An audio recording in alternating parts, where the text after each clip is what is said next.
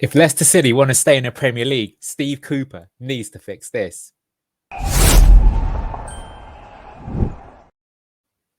Hello everyone, this is Anil from For Fox's Sake TV, and today we're going to be doing the post-match analysis from Leicester City 1, Aston Villa 2.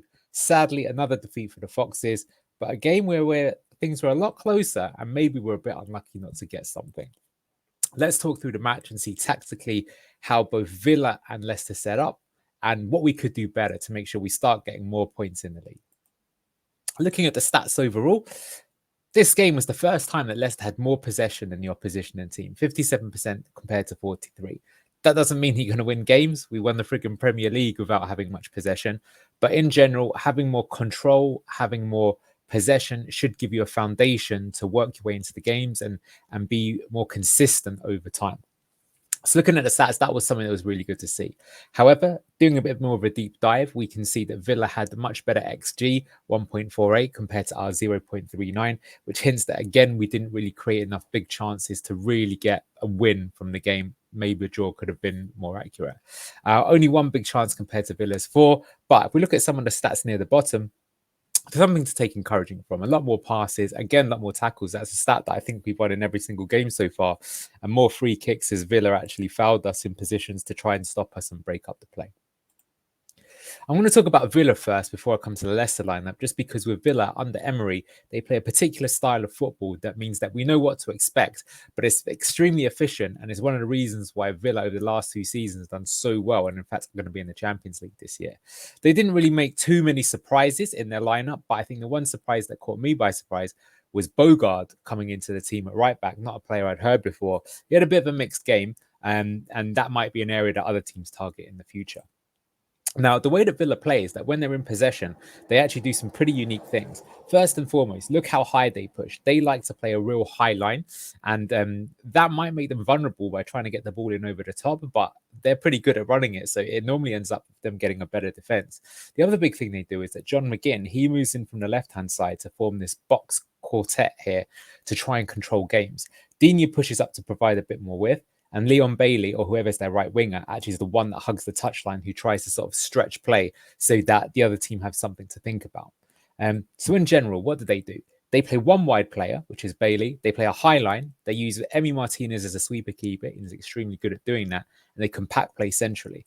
And some of these things we're going to see in the rest of the analysis, as it really worked out well for Villa in certain scenarios, and it did pose us some problems. But it also gives you some of the reasoning why Cooper might have picked his particular lineup and what we were trying to achieve to try and exploit the weaknesses that Aston Villa have in their style of play. So let's talk about our good old Foxes. Here was our starting 11, and there were a few surprises compared to the team that played against Fulham.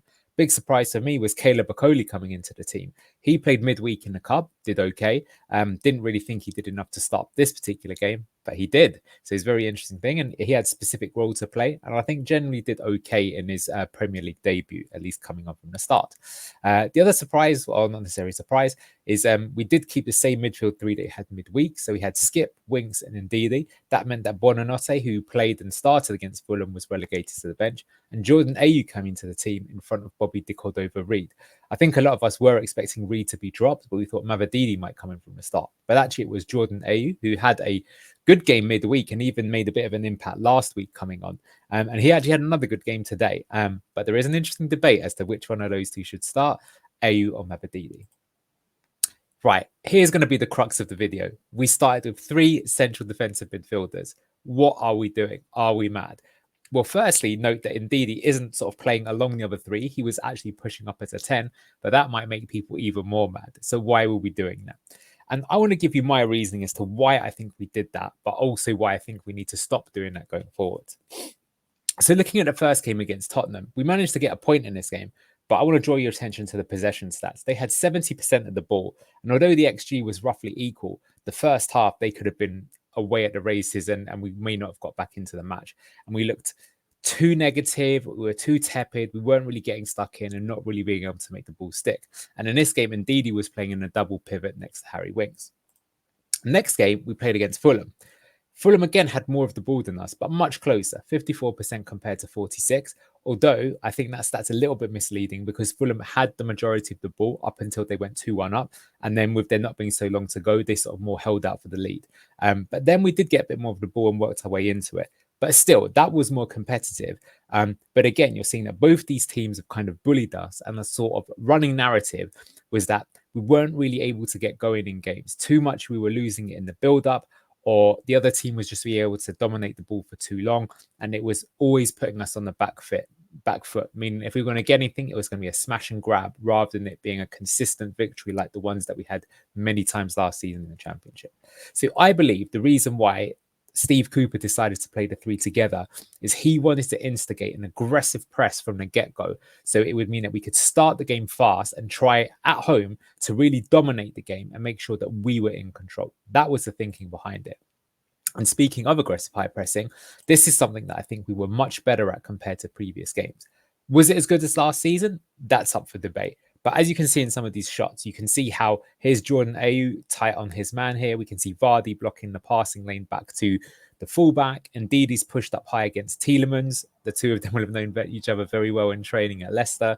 We've got Ollie Skip actually moving up here. He's shadowing Morgan Rogers. And we've got Fatal here, who's just aware in case the ball tries to get played over to Luca Digne. And in this particular sequence, we managed to force them back and Vardy again chases it. And again, you can see that the team's moved up, the same set of players. And again, we're restricting Villa to what they can do in terms of getting out.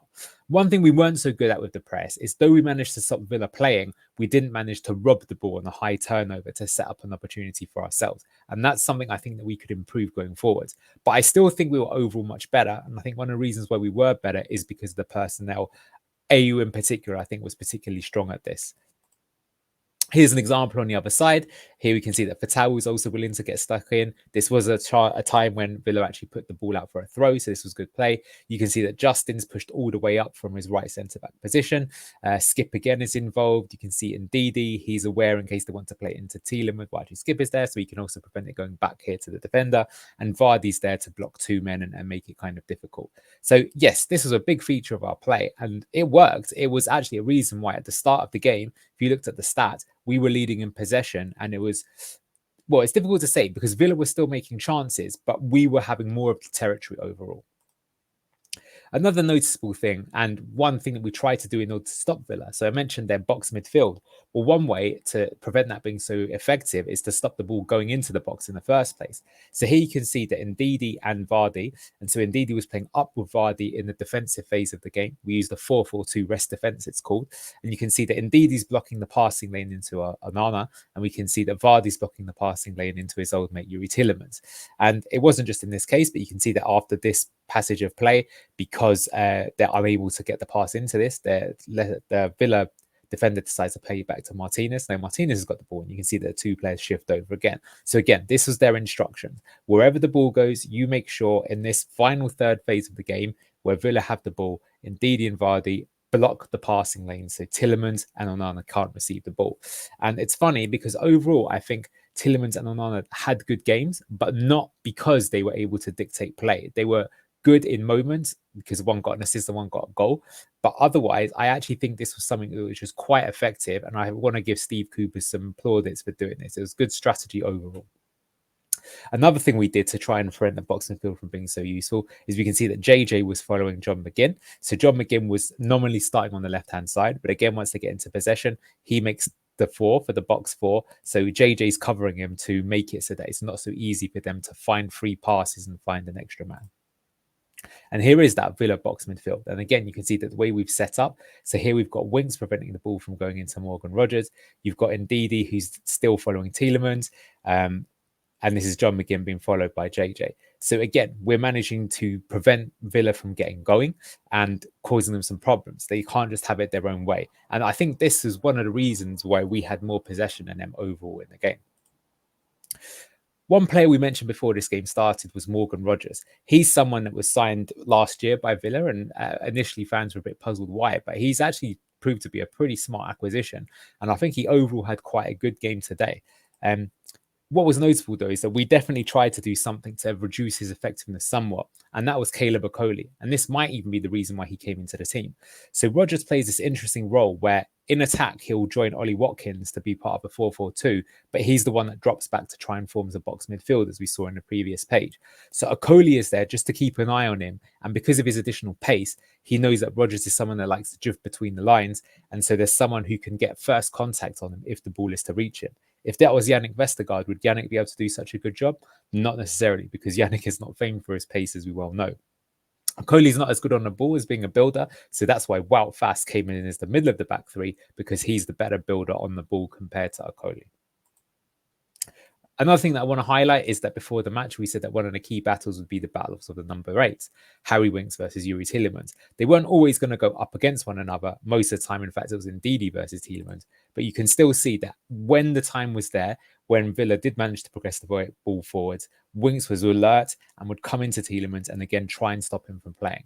And that we as Leicester fans know that if Yerry Tielemans is able to dictate a game, he's got a high chance of being able to win that game for the team that he plays for. So we didn't want anything to do with that, and we tried our best to stop him from playing. And like I say, I think overall we were good at doing that, but Yerry still had the last laugh, as we'll see with one of the goals coming up. Right, now I want to talk about the long ball. So we know that Villa play a high line, and any team that plays a high line, there's an immediate risk that you have. And that is that someone can play a ball over your high line. And if they time it right, because your defenders are so high, there's a potential opportunity for a 1-on-1 for the other team. And this was clearly part of our plan to try and exploit that. So the big noticing thing that I observed is that Mads was playing here in a role that he used to do more under Enzo. So under Enzo Maresca, he quite commonly stood up here. It was next to Vestergaard rather than Fast. And it was forming the back four, but actually using the goalkeeper as the additional centre half and a double pivot here. And it would be Ricardo and Winks next to each other. But now it's Skip and it's Winks. And you can see that Okoli's moved over to the left-hand side. And his use of his left foot was pretty decent for someone who isn't naturally left-footed. Fast is standing next to him. JJ here on the right. And why is he pushing up? Well, actually, and this is maybe a bit different to Enzo, the reason why he was stepping up is that means he can get a bit closer, which means he can play the long ball. So we know that Hermansen has normally very good distribution. We've seen some of his long passes been absolutely exquisite in the Championship. So this was something he was trying to do. So in this example, he's trying to play it long, but unfortunately you can see that although he's aiming here for Jordan Ayew, the ball is a bit too lofted. And Emi Martinez, again, this is something that's well drilled by Emery. He is ready to observe that and come rushing out and act as the sweeper keeper. But you can see it wasn't just the Mads who was trying to do it. It was the definite tactic we were trying to exploit. Here's Okoli, and he's playing the pass with his left foot, as mentioned earlier, and he's aiming for Christensen, who, of course, is bombing forwards to make the auxiliary attacker in our new system under Cooper. But again, it doesn't really go to anything. And so what I want to raise here is that whilst I think it's on paper a good tactic, we didn't play it particularly well. And actually, I think it's something that we're doing a bit too much this season. Don't get me wrong. I think sometimes going direct, going for the fast transition is extremely effective because teams press so high in the Premier League. But if we're going to go for this, we need to do a lot more work on the training ground to make these passes a lot better. Because for me, what ended up happening is I think one of the reasons why our XG was so low is not only because we had the 3 central defensive midfielders, but other than that, some of our ideas were just a bit too obvious and easy for Villa to clean up. And it's a team that finished in the top 4 last season. It's not like other teams haven't tried this, and there'll be teams that are better than us. So I'm okay with us doing it, but I think we tried it too much. And I think when we tried to get a bit cuter in the second half, we had more success as a result. Right, now I want to speak about unforced errors, which is a big thing in the Premier League. And here's my famous example of Steven Gerrard with probably one of the most famous unforced errors of all time. But unfortunately, we made quite a few in this game too. So the story of the game was as follows. We start the game, and because of our 3 defensive-minded midfielders, we actually managed to win a lot of the ball, and we had a decent amount of the ball too. So I think with 20 minutes into the game, it was working. Villa did have 1 or 2 chances already, thanks to some mistakes that we made. But I think between minutes of 8 and 20, we were actually really solid. And I was quite excited to see what could do. But then for some reason, just a few unforced errors kept creeping into our game. And this lack of concentration ultimately ended up with us being punished. So here's my first example. Fatawu receives the ball, and he's receiving the ball with plenty of time. And he's even got the pass here to Winks to make in case he's under trouble or in case he's in trouble. But Fatawu, he's probably thinking in his head that I want to drive up the line and show everyone what I can do. The problem is he dwells on the ball, takes too long to make his decision, and the ball was robbed from him from Luca Digne. And so far, of all the fullbacks that Fatawi's been up against, Digne's been the one that's kept him in his pocket the most. And so I think you have to give props to Digne. He had a good game. The issue is now with him being taken out of the game, 3 Villa players here are ready to spring. And this is a bit like the Fulham example last week when JJ jumped in and then there was gaps in behind. Now, fortunately, we did have JJ back, so we could in the end kind of clean this up. But this is the best example of, in the Premier League, a mistake like this causes the transition and you could be in big trouble just from a simple mistake like this. Now, mistakes will happen from time to time. That's just the nature of football. We're all humans. But the problem is after this mistake, we started making a few more errors too. So just a few minutes later, the ball goes to Wout fast and he's got plenty of time. You can even see with his body language here, Harry Winks.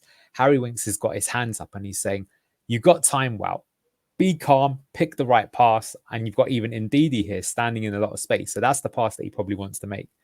The issue is that Fast, he gets on the ball. He has plenty of time. He can even have a look up, but he takes too much time. And here we can see that behind Winks and Skip, you've got Morgan Rogers. And this is one of the reasons why he's in the team. He's lurking and he knows he can try and get a foot in there. And he does get his foot in. And he wins the ball back. And not only does he win the ball back, but he manages to get back up and play the ball into Ollie Watkins. So Watkins now has a one-on-one with Hermansen. But luckily, Mads makes a fantastic save and keeps us in it. But what's really dumb about this is that we know Villa are a good team, but this attack that they had is because we just gave it away through a stupid brain dead error. We need to cut them out of our game. And unfortunately, that is something that Fast is a bit guilty of. If he could cut them out, he'd probably be a very good player, but he does seem to make at least one of these a game. We got away with it this time round, but how often are you going to get away with it? Premier League's a lethal division. And here's another one. And you can see up at the top here, the brutal reality of the Premier League. So now Skippy has the ball, Oliver Skip, and he's going to try and play it back to either Fass or maybe he's going for Hermansen. And, this should be a pretty straightforward pass. He is under a bit of pressure and he is a bit off balance, but he should still be able to make this pass.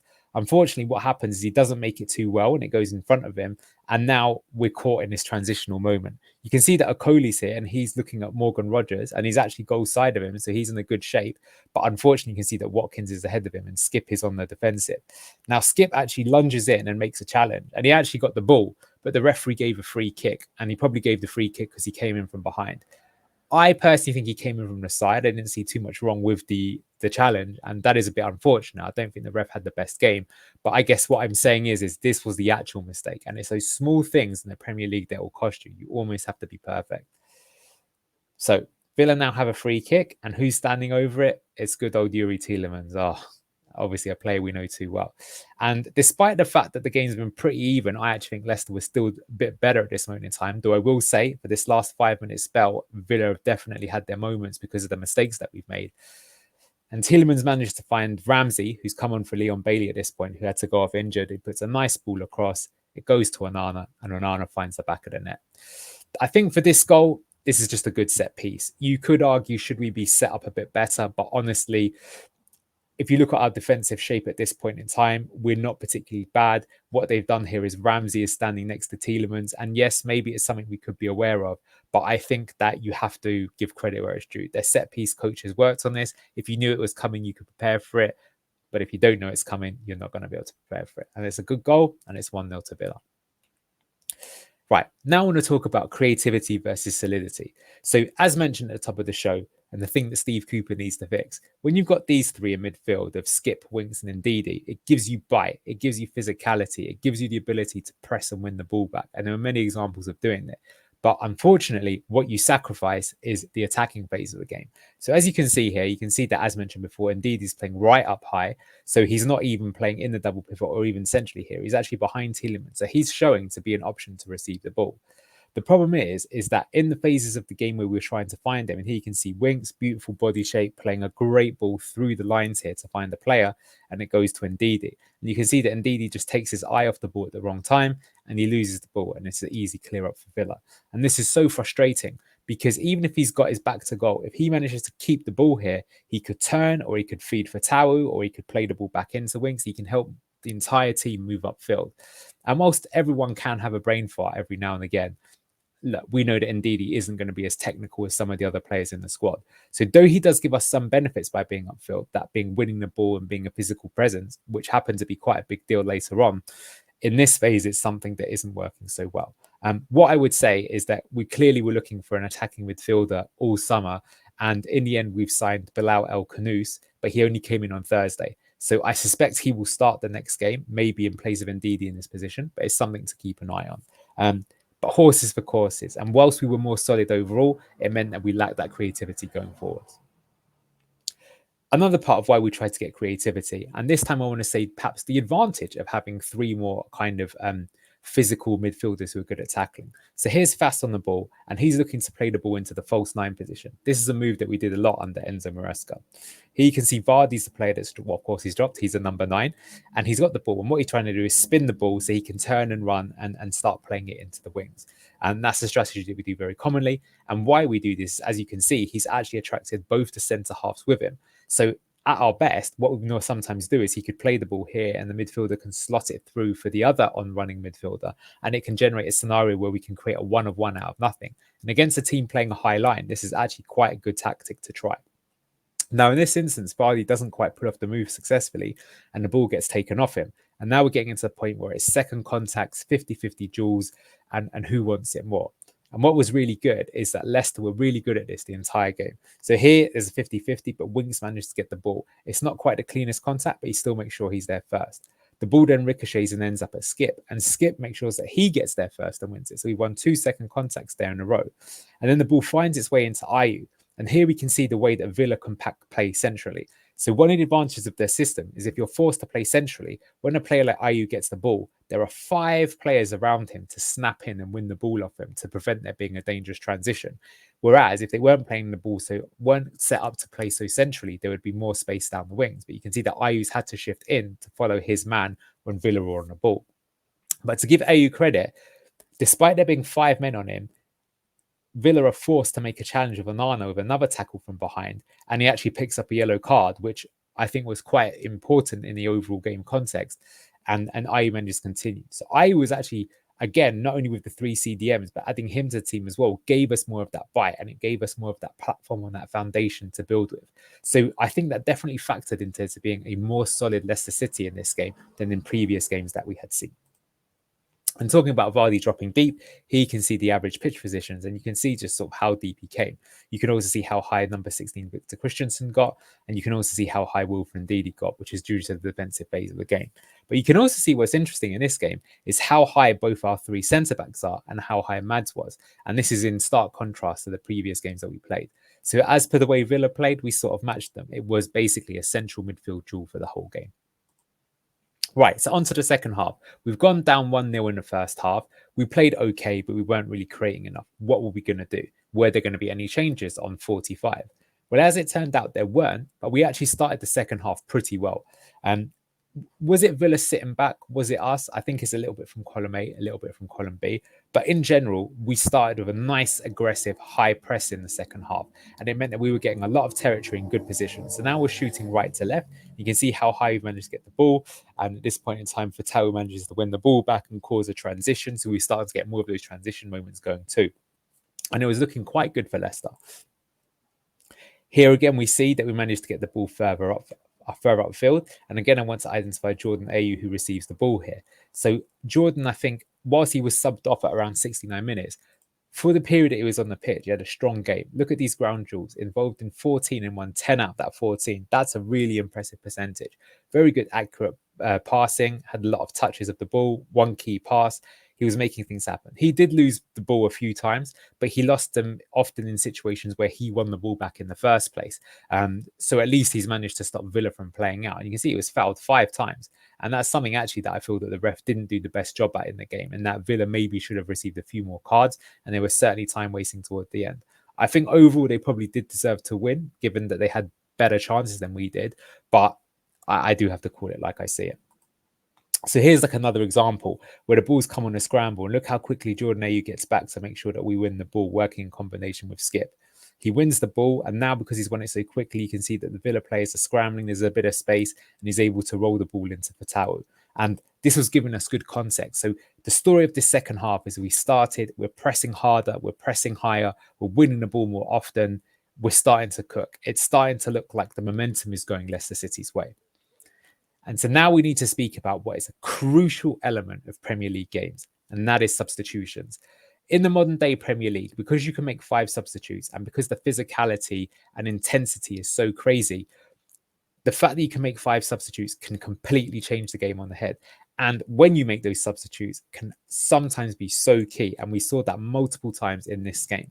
So at 60 minutes, Villa decide to make 2 changes. They decide to take Ollie Watkins off and they decide to take Amadou Onana off. And what's interesting is that Onana was playing pretty well, but he was on the card, remember.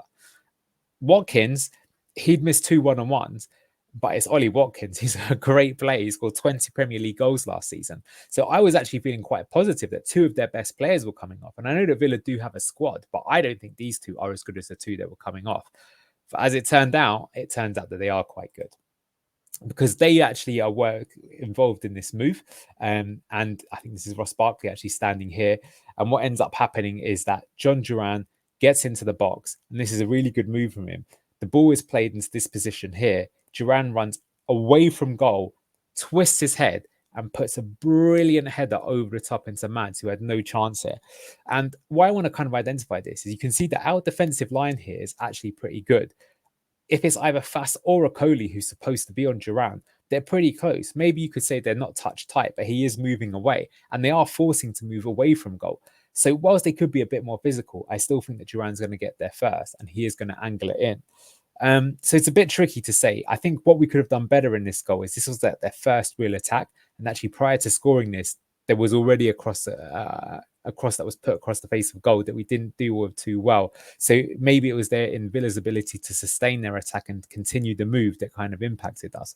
But basically, they'd managed to go 2-0 up.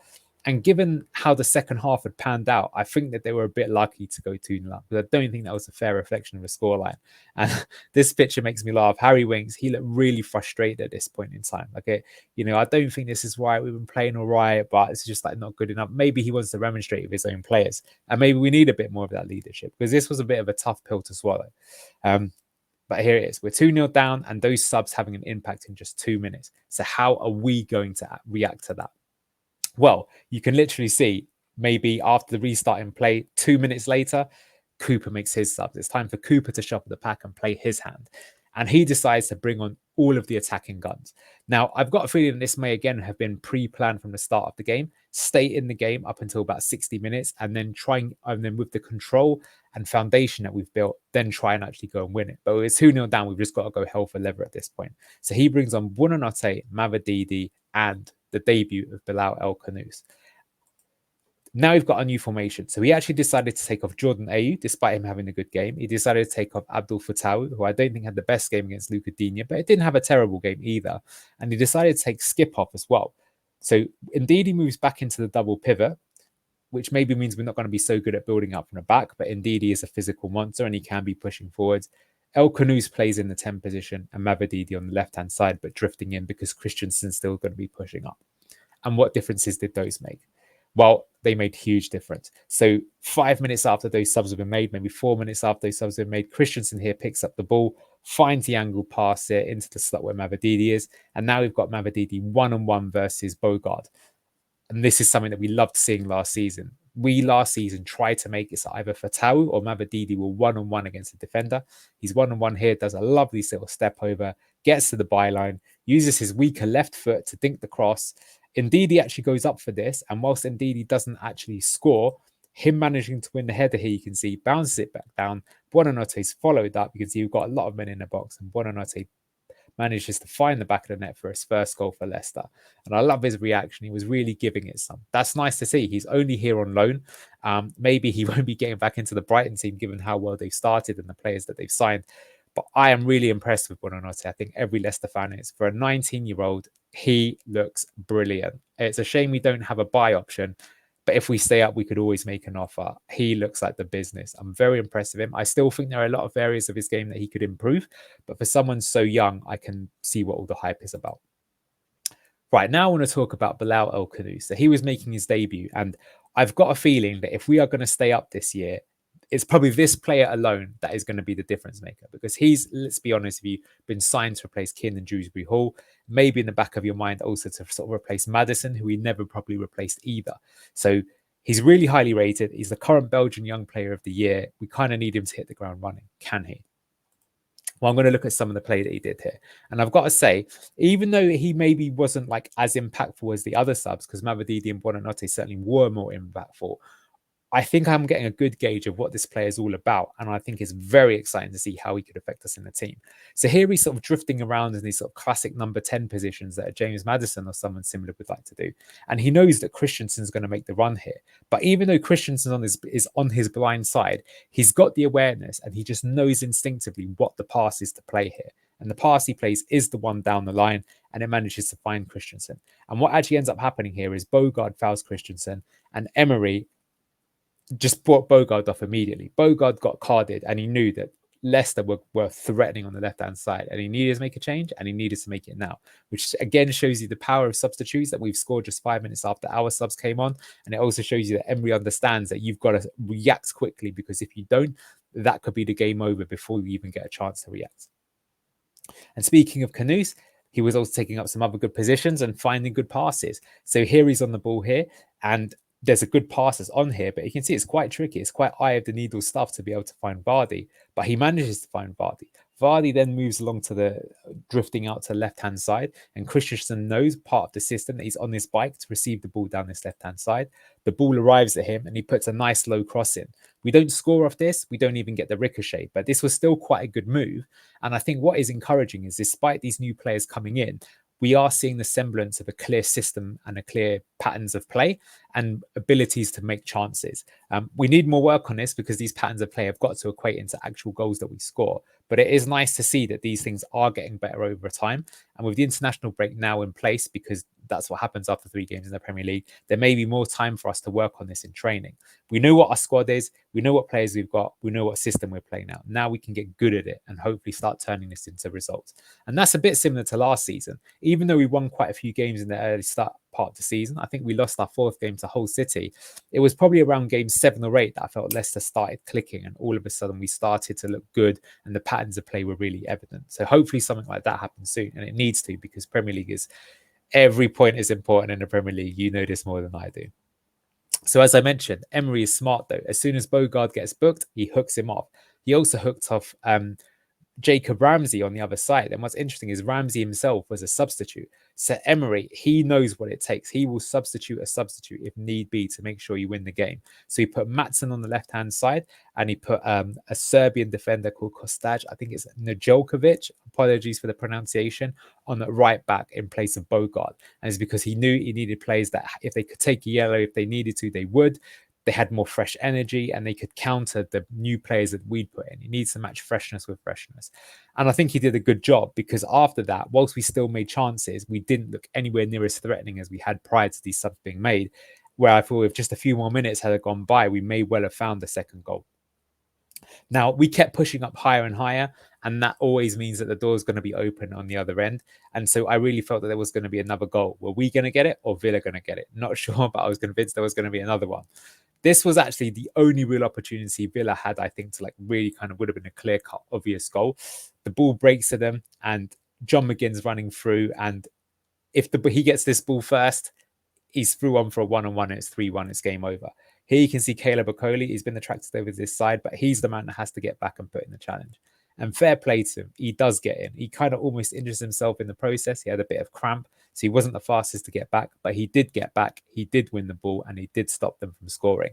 And again, that might be the reason why he's in the team instead of Vestergaard. Vestergaard definitely has some strengths, but in a game like this, or this sort of part of the game where you're having to push up, having someone who's fast at the back is important. I'm not sure Okoli is that fast as what people might make it out to be. But in this game, we saw that he was physical. He was able to use his left foot. He was able to shadow a man and generally do a good job on him. And he was good at recovery tackles too. And I've got a feeling he may keep his place in the next team. In the next time we play. And he was okay. And I'm still not 100% sure what to make of him. But given his age, and this was his debut, I think he was pretty solid. And he looked better than he looked in pre-season for sure. Right, so we're 2-1 down. Are we going to be able to find an equaliser? And I want to ask the question, were we trying too hard? Because I think we might have been. I already mentioned this with the long ball. I want to give Cooper again some more praise. he kept making attacking sub after attacking sub. So he took off Ndidi and put the Cordova Reed on, and he also took off Okoli and put Casey McAteer on, or maybe the other way around. But point is, we just kept throwing all of our attacking players on. If Edouard was available to play, I'm sure he'd have been put on the pitch as well. He was going for it. We're either 2-2 or 3-1. We're not just sitting back on 2-1 like we did last week against Fulham. And I like that, because I sometimes think that Enzo would not make enough subs, but Cooper understood he needs to get the crowd behind us and get those points at home. Home form is going to be crucial. We've only got 1 point out of 6 so far. But despite all that, how many real clear-cut opportunities did we make? I think this was our best chance. This was a good move that I unfortunately can't show it all here just on the stills, but we actually put together about maybe 9-10 passes here.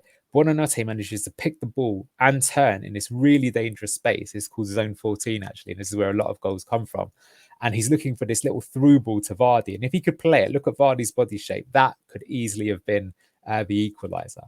Unfortunately, he puts it wide, and it means it's easy for Martinez to get to. And that was unfortunate, because maybe if Vardy held his run a bit better or Buonanotte played just a better ball, that could have been the difference maker. But that was a good move. That maybe wasn't trying too hard. But then I felt we really were trying a bit too hard. Like Vardy was diving a bit, trying to win penalties. It was never a penalty. Worth a try, I guess, but he ends up getting booked for that for simulation, and that's what it was. And here in the 93rd minute, Buonanotte has the ball. I know that he's scored, and I know that he's obviously a young lad, and he maybe even has the ability to do this, but look where he's striking from. You can see in my arrow where it ends up going. And this is just so disappointing, because, again, maybe he can hold it and try and play a through ball to Vardy, or try a chipped pass, or he could try and do a cross here. I think this is the Cordova Reed running on, or he can just play the ball here to Mavididi. We've still got 3 minutes left here. We don't need to force it. And I think this is my criticism, I think, of Cooper since he's come in, that I think we are more direct than under Enzo. And I don't necessarily think that's a bad thing, because I think under Enzo, we were too patient at times. Sometimes you can gamble on the second ball. But I think under Steve Cooper, we are not willing to play that additional pass often enough, and we're rushing it a little bit. Now, we've got some young players in the team. Fatawu's 20, is he? Buonanotte, I think, is 19 or 20. Canus is 20. So they are going to be a bit experienced, but he's got to coach them, right? Because if these guys all keep trying to do the Hollywood balls and superstar shots, we're going to not get many points, and we need to start picking points up. These guys definitely have the talent. That's the one promising thing. And for their age, it's actually a bit frightening to see how good they are. But we need to develop them and make sure that they are better decision makers, so we can get something out of the game. So what are my closing thoughts then for this game? I'm going to bring up the stats here, because I think this helps make my point. With the way that we set up, I think it did a job. And I think the job that it did is, if you look at the ratings of many of the Aston Villa players, in general, they didn't play too well. Tielemans and Onana got good ratings, but I think Onana because he managed to score his goal, and Tielemans because he probably did the good play to set that up in the first place. I think also, to be fair to Tielemans, although we prevented the ball from getting to him too often, when he had the ball, he used it very intelligently. But in general, I watched Arsenal and Aston Villa play last week, and I thought Aston Villa were much better in that game than they were against us, but they got beat 2-0 because Arsenal are a great team. Whereas in this game, they weren't so good, but they managed to win. For us, we were okay. But again, you can kind of see that there's maybe not enough people in the green who are really being the difference makers. It was just maybe a bit average from us. And that's maybe because, like I say, we were doing the defensive side well, but how much were we really using the ball effectively? And there were definitely times in the second half where Villa just let the back three pass amongst themselves. For Leicester, I'm talking about, because they didn't need to worry about it, right? They want to engage when the ball gets central. You can have it at the back if you want. You're not really causing no troubles. So I think that, so to kind of bring up my thoughts, I think this is the first time this season where we had possession and control of the game for long periods. That was really encouraging, because that is difficult to do against in the Premier League, and to do it against a team like Villa is something that I think we can honestly be proud of. But we gave goals away too easily, which changed the game state. If we hadn't made these individual errors, I certainly think of that second goal. If that second goal doesn't go in, it could have been a very different game. And I think we'd have at least got a point, not just because of the goals, but I just don't feel that Villa were really offering that much. And I was expecting a bit more from them. Again, I'm not trying to say they're bad by any state of mind. They're a very good team, but I think our game plan worked to nullify them quite a lot. The 3 CDMs and AU gave us control, but it lacked punch. That's my big thought that I'm kind of coming through here. And the 3 subs completely opened up the game. And that was exciting to see all of them make an impact. I think Mavididi and Buonanotte more than El Khanous. But looking at the positions he was taking and the fact that he's probably only had 1 training session with the team, this guy I think is exciting. We remain competitive and improving. I think we've improved with every game, even though we only got off points at the start of the first game of the season. In every game, we don't look like we're going to get blown away. I think that is going to happen. Let's be honest, we've got Arsenal in a few weeks. It's going to be rough, man. It's going to be rough. Man City as well, but I think maybe Liverpool as well. But I think in general, we look like we can do some damage. It just comes down to the quality, which we always knew was going to be a big difference. Our overall chance creation needs improving. So our XG in the first half against Spurs was 0.01. I remember that stat pretty clearly. In the end, it was over 1, which was good, but it was all because the second half display. Against Fulham, we didn't average 1 XG. It was lower than 1. And in this game, our XG was lower than 1. So we managed to score in every game so far, which is good. But we're conceding a lot of, well, not a crazy amount of goals, but we conceded 2, 2, and 1. We need to be better of our chance creation, right? You know, what I want to see is the XG above 1. Whether or not we finish it or not, well, that's the next story after that. But right now, if our XG is lower than 1, then that just shows that statistically, over a period of time, we're not going to be able to score enough goals. And that will probably mean relegation if we don't improve that. And yeah, conceding first in every game is a worry. It's one thing to concede goals, but if you concede first, it just makes it harder, right? If you're the one that scores first, the entire game state changes and you can counter a bit. And we know that as a team, if we are to go on the counter, because we've got that pace down the wings, it's something that we can be extremely good at, right? But we don't get the opportunity to use it yet, right? Look how as soon as we went 1-0 up against Tranmere midweek, it's basically game over. Of course, there's a huge gulf in class between those 2 teams. But I'd like to see us do that to some Premier League teams. Or at least we can hope for it, right? So, the start of the show, I said, Steve Cooper must fix this in order for us to say have a chance. So I have to give you that solution. What does he actually need to fix? I've mentioned it throughout, but it's creativity. And how do we fix that creativity? It's by bringing more of those attacking flair players into the team. So here's a suggested lineup that I've put here. And I'll explain what I would go for this. I don't think Cooper will, although I think he might do some similar things here.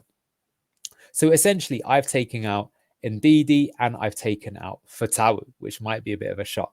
I've also put Vestergaard back into the team, but whether it's him or Okoli, I was quite impressed with Okoli today, so I'm not necessarily against him staying in the team. But yes, I think we definitely need to play Bilal El Khanous, and I'm convinced that with 20 million, he'll be starting from here on out. But I would also play Buonanotte and I'd put Mavididi in the team too, because I think all of those, Mavididi can beat his man one-on-one. And I feel that Buonanotte and El Khanous are the ones that have the clever enough passing to be able to find that cute ball and make something happen. The other thing I've gone for is putting Ricardo in. So Christensen was actually our highest ranked player according to SofaScore, and he did put some decent crosses in, but he never strikes me as someone who's going to be able to beat his man one-on-one. And I think his attacking output is like okay, but I think in the Premier League, okay is not good enough. And having a player with the quality of Ricardo on the bench, I just think is a huge mistake for Leicester when every point matters. Now, Fatawu, just because he doesn't start doesn't mean he can't come on into the game. And in fact, when teams are tired, having Fatawu one-on-one against their fullback is going to be their nightmare, right? But in this setup, it will mean that we attack more down the right-hand side with Ricardo supporting. It allows Buonanotte to drift in from the right-hand side inside. And I think he's better at that because his goal came from drifting inside. And it means Ricardo can support the attack, which we know he's very good at. So I just feel that this setup is probably the most aggressive that we can get and gives us the best opportunity for scoring goals. Now, the counterpoint to that is then you may lose some solidity with Ndidi taken out of the team. So he could play in position for one of those or comes on later, etc., etc. But our next 2 games are Palace away and then we've got Everton at home. The Palace one will still be a bit tricky. Our record at Selhurst Park isn't necessarily the best, but Everton, we've got to go and play to win, and we've got to come out from minute 1 looking to win. So I think there's definitely a team for that particular game unless we get injuries. What I think Cooper might do instead, though, is keep Christensen in the team. But if he is going to do that, that's fine. But then I think he's got to take Ndidi out. He's got to put El Khanous in his place. I think he's got to keep Mavididi in the team. AU is good, but I think if we want to win games, right, we need to start attacking. That's the big difference. In this game, we waited before we started to attack. Why don't we try and attack from minute 1 and see where that gets us? What if we take the lead and then put on those defensive players like Ndidi and IU later to help us maintain that lead and see the game out? In this example as well, I have again also taken out Fatawu. We could keep him in. I don't have a problem with that. But I think that Buonanotte is probably one of our top performers this season. And even though I've called him out maybe for trying a bit too hard, I've been extremely impressed with him, and I think he's in better form right now than Fatau. And Fatau will have his moment in the sun. Don't you worry about that. He's certainly a player that we're all super excited for. He really does look like the nearest thing to a Mahrez replacement that we've got. But we just need to pick the right players who are in form at time and get those points on the table, right? Potential is potential. We need things for right now. That's what we got to do. So look, that's it. Thank you very much for watching. This is my video analysis. I'm going to also leave a link in the description, which will take you to Fox's talk. And then that's going to be a forum thread with lots more pictures, because sometimes I can only show stills here. I would much prefer it if I could use video. I'm not Gary Neville or Jamie Carragher, unfortunately. Don't work for Sky. But yeah, please take a look there and let me know what you think in the comments. I already listened to one of your comments. My previous version of this, I had some background music, and yeah, it was super naff, wasn't it? So I've got rid of that. Just listen to my old voice. So thank you very much. Thank you for watching for Fox's sake. And I'll see you for the Crystal Palace match preview in about a week or two's time. Bye-bye.